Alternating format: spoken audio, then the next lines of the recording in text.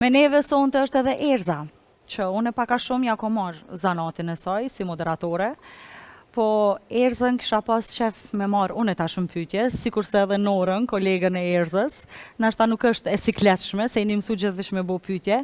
Atëherë Erza e ka programin Klinika D, e cila ka të bëj ma shumë rreth shëndetësisë.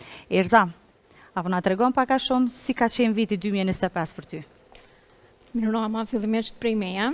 Mirë që na ke marrë sonte zanotin, nëse më lejohet me qujtë, shumë mirë po e bën.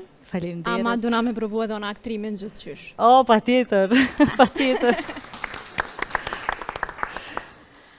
2025 ta realisht për mua kënë shumë e mirë.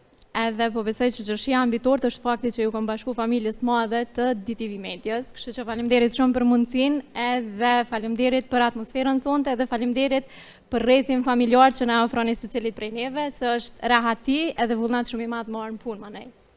Faleminderit shumë.